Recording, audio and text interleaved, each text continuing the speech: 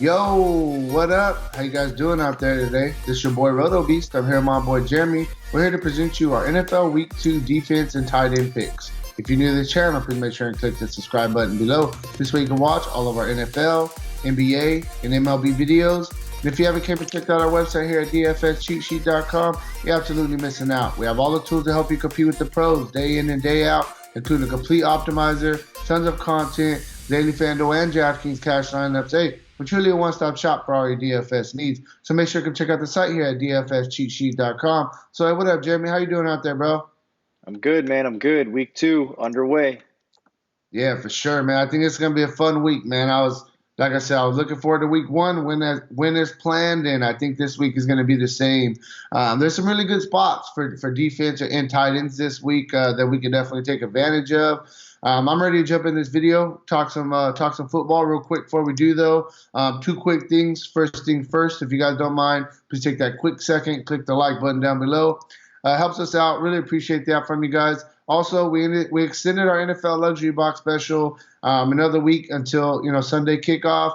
You get all the NFL plus the rest of MLB and NBA daily cash lineups, optimizer access, all of our content. So make sure to take advantage of that. Use promo code NFL 2019. And yeah, man, I'm ready to talk some football. You ready to go? Oh yeah. Yeah. So we'll start with defenses first. I'm just gonna go with the easy. I'm gonna take the easy route first because I think they're probably gonna be pretty chalk, and then we'll kind of work our way from there. So I mean, you're looking at New England going against Miami this week. I mean, that's going to be the chalk defense. Yes, you have to pay up for them, but you got New England. They look very good as a defensive squad going against the Steelers, and the Steelers are a much better offense than Miami. So I think that this is the prime spot for New England's defense. They're a massive favorite. Dolphins are only projected to score around 15 points this game. So yeah, man, I like New England's defense. And am I right about them being the chalk spot in the cash game play? Streamline play, right? I mean, we see it year in and year out. Streamline a good play against a bad team. Absolutely. Yeah, for sure. Outside of New England, another defense that I like as well. I'm gonna go back to going with the Ravens again. The Ravens, they get a matchup just like last week. They took advantage of basically some horrible team. They get a matchup against Arizona today. I'm not gonna say Arizona is as bad as Miami. That's not what I'm saying, but the Ravens defense looked good. Arizona, they look decent. They do have a young rookie quarterback. Usually with young rookie quarterbacks, they're kind of turnover prone. So I do like the Ravens as well. I definitely, for $100 less, rather go with the Patriots. But I think the Patriots are going to be chalk and just a good pivot off of them. I think the Ravens defense is definitely still in play this week against Arizona. What's your thoughts on that? I think so there's something interesting about this. When we talked about Baltimore's defense last week, I had talked about the secondary with the addition of Earl Thomas, and then they have a good corner and Jimmy Smith. And Jimmy Smith will most likely be out for the next few weeks with an injury. And that's going to bring a guy you know very well, right? Brandon Carr. I mean, he's not in Dallas anymore. The guy gave up a ton of big plays in Dallas, so that should put him firmly. Baltimore hasn't released their depth chart for this week yet, but I fully expect Brandon Carr to be in play and probably start at the corner position. Arizona has receivers. They do have weapons. So it's just a young quarterback, and everybody's going to bring the house against this guy until he can prove that he can deal with pressure and he can get rid of the football on time. My thing about him is, don't get me wrong, he's a good quarterback, and I think he's gonna do decent in the NFL. He's just so small. So like you said, they're gonna bring the house. He's gonna have so many people in his face, and he's already short as it is. Like, it's gonna be tough. He's gonna have to learn to scramble out, quicker and kind of set his feet on the outside of the pocket and kind of go that route. I think if he's gonna have success. As a football coach, you agree, kind of the same thing. I think that what is it Cliff Clinsbury? Is that how you say it? Clinsburg? I always get his name wrong. I think what he said after the game was really a telltale sign of what is going on. They have a high expectation, and his air raid offense, this is not a college guy just so everybody understands, this is not a college guy like Chip Kelly bringing a certain system to the NFL and wondering if it's going to work. This is a proven system. It stems from one, the West Coast offense, and two, a little bit of Eric Coryell, which was ran by the San Diego Chargers back in the day when they had Dan Fouts and Kellen Winslow Sr. So this offensive system has proved itself in the NFL. Yes, Mike Leach made it famous because Mike Leach is the one really responsible for it in its current form, the air raid offense. But there's the quick passing game in this, being able to get rid of the ball really quick, understanding who's hot, two-way reads for wide receivers, the quarterback and receiver being on the same page with what that's going to be against what coverage you see at the line of scrimmage. It's a lot on a young quarterback. And he said after the game, that's about as bad as you can play offense in the first half. So I'm a little worried about Baltimore here. I think that there's some weapons. You talk about David Johnson catching the ball out of the backfield, using the running back as check release player against blitz, again, as a hot receiver against blitz, etc. You talk about Fitzgerald being a move the chains type of guy. They have weapons, and you're going to remove a corner. You're going to put a guy like Brandon Carr in. You've got a second-year guy in Marlon Humphrey, and while he's got a great pedigree, his dad, former NFL running back Bobby Humphrey. It's a young secondary, man, and it's a team that is going to look to use in Arizona. The battle will be, can they beat the blitz? That's kind of what it's going to be. Can Kyle Murray do the things pre-snap at the line of scrimmage to put his team in the right situation and then make good decisions and get the ball out on time? If he can do that, I don't know how much I like Baltimore this week. I mean, I'm going to say what I said last week. Until Lamar Jackson can prove he can do what he did against Miami week in and week out, if he turns the ball over, there's going to be a lot of extra possessions for Arizona in this game. Yeah. Is there any defenses that are standing out to you this week? Yeah, I mean, I think there's a couple of defenses that can rebound. I'm going to go back to the Cowboys, to be honest with you, because there's something that I want to touch on. While they gave up a bunch of yards, they seem to be a bit of a bend but don't break defense, right? So, I mean, they get Washington. Washington had a good first half against Philadelphia. Nobody expected Case Keenum to do what he did. I really think as the season gets going here, you're going to see Dallas start to play and elevate their play. They've got a little bit of a different rotation at linebacker. You bring in, Van Der Esch is a beast. That guy basically got his start because Sean Lee was injured. Now you have Sean Lee playing a linebacker position. You've got Jalen Smith, Sean Lee, and Van Der Esch on the field at the same time, potentially. The secondary is really good. We know what their pass rush brings to the table. On the Washington side, they don't have a ton of weapons. I mean, It's really Case Keenum getting the ball out, and it was Vernon Davis having a big day. Darius Juice was a guy that I mentioned on the running back video that I liked. He's not going to be playing. He's got a knee injury. So now you're down to Chris Thompson as the running back, a guy who's never been a three-down running back in the NFL. So if Washington has to be one-dimensional and throw the football in this game, I think Dallas is in a really good spot. Yeah, no, I definitely would agree with you. And I mean, the Eagles' defense shut them down the second half once they kind of figured out what they were doing offensively. And now, week 2, Cowboys are going to kind of get a little bit of a blueprint of how they're going to be running that offense, etc. Another defense that I think that kind of stands out to me, I like the Houston Texans as well. Yeah, I know this week, I mean, they did give us some points, but they were going against Drew Brees. They get a matchup against Jacksonville and in the young rookie quarterback.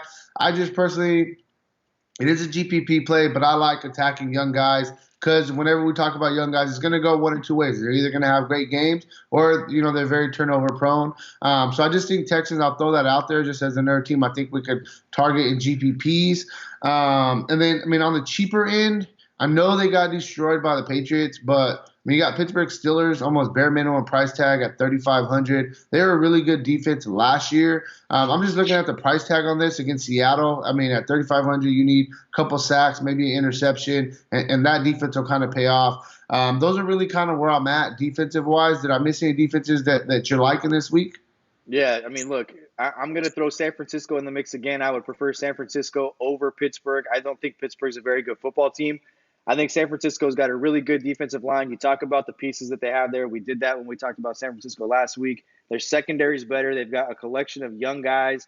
Richard Sherman with a pick six last week. $3,700 the tournament play going against Cincinnati. We talked about it yesterday. No Joe Mixon. He's been hurt. They've got Andy Dalton. There's no A.J. Green. I mean, who's the big play guy that they can go to. You got Giovanni Bernard, who's like on his fifth set of legs, man. The guy's been recycled over and over and over again. Above them, I really like a couple of teams to rebound. I think the Chicago Bears are a really good defense. Denver showed it had some trouble moving the football. The Raiders did a really good job shorting that game, only giving them 7 possessions in the whole game. There's only 15 possessions by both teams in the whole game, so the game got short. Chicago, they'll be better offensively. I just think that if the blueprint is going to be against Denver to shorten the game up and make Joe Flacco throw the ball down the field and limit their possessions, I like Chicago a little bit. Tennessee, I think, is going to fly under the radar again. $4,600 on FanDuel. And look, they forced 3 turnovers. They got 5 sacks. They showed they're a legit contender to be a top defense. Everything, really flew under the radar because of all the talk that was around some other teams and like the Chicago Bears, right? And Tennessee's defense flies under the radar. The last one I'll give you is Buffalo.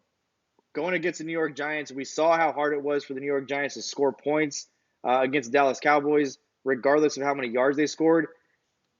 You take a look at that game, that Jets game, Buffalo's defense played outstanding. It was 6-0 for the longest time, and those 6 points the Jets scored came on a defensive touchdown. So this defense, they put up 10 fantasy points last week. They had 4 sacks. They forced a fumble.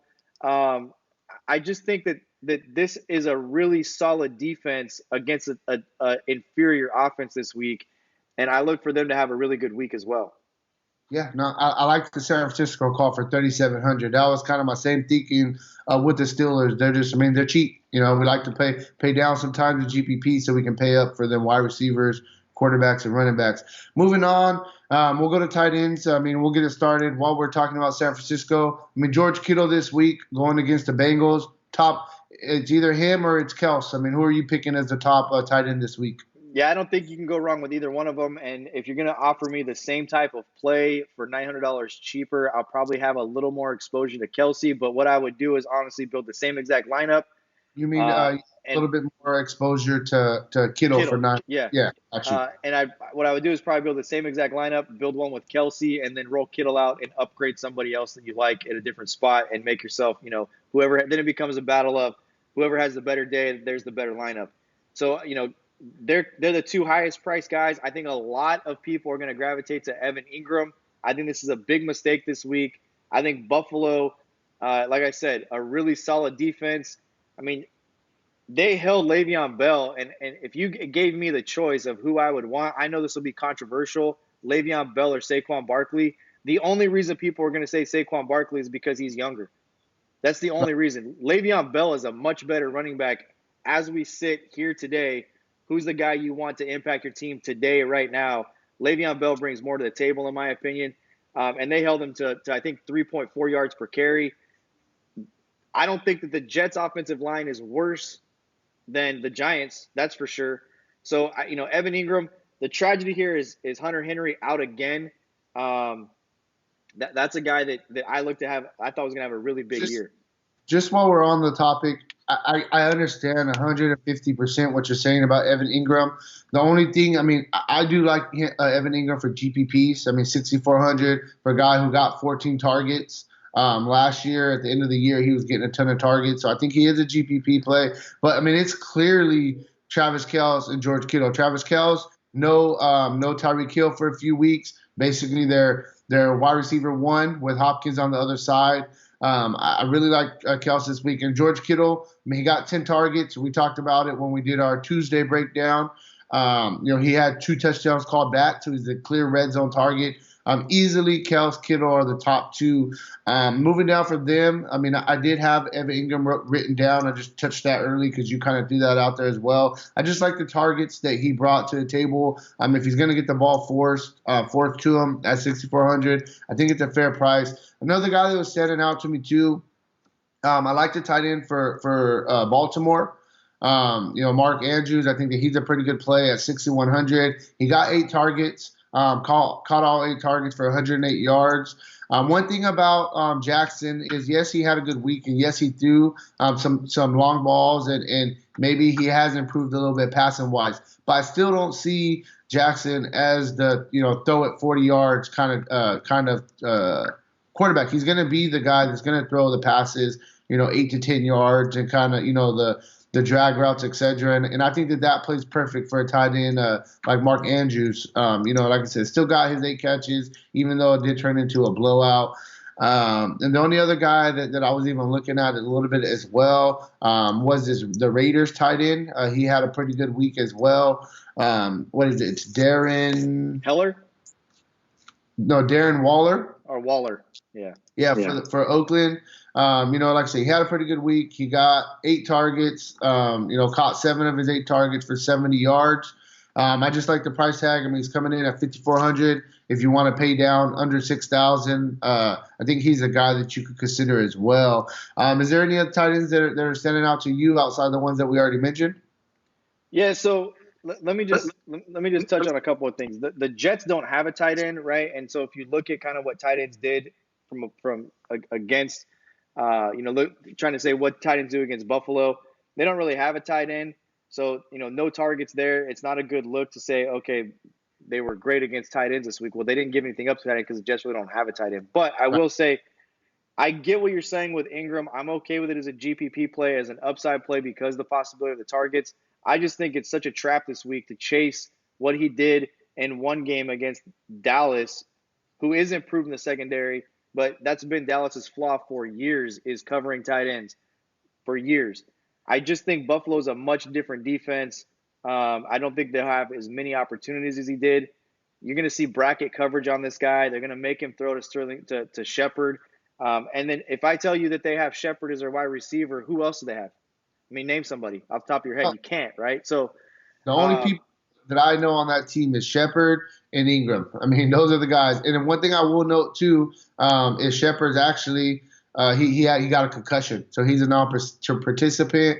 So that could make it even a little bit worse for Ingram. So you're in Buffalo's defensive meetings this week. You're defensive coordinator, and are posed the question: do we take Evan Ingram away and make Saquon Barkley beat us? Can we bracket Ingram and bring guys in the box against the run?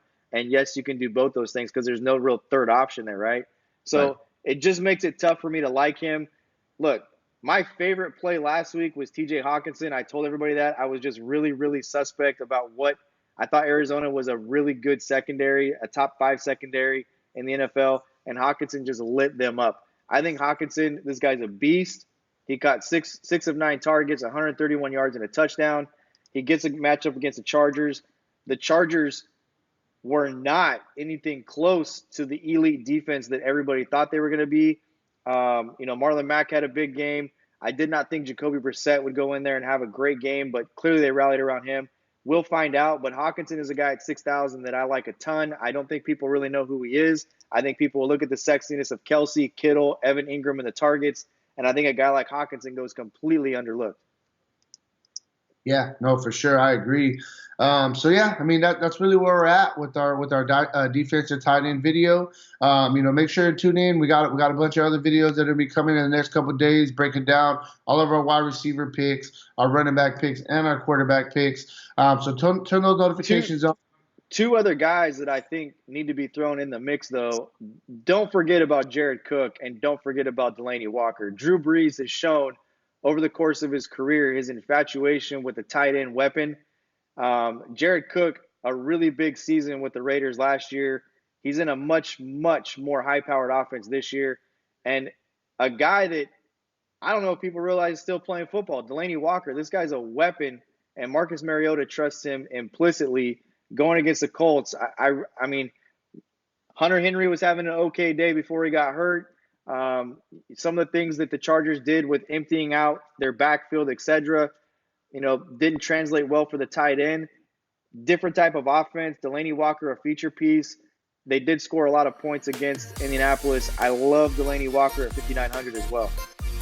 Yeah, no, I mean, he's been a top tight end in the past couple of years. I mean, that's all that we really got for you guys. Make sure to check out the site, dfscheatsheet.com. Take advantage of the NFL Luxury Box Special. Use promo code NFL 2019. And hey, man, if we don't see you guys before then, good luck on your guys' contest this weekend. Peace out.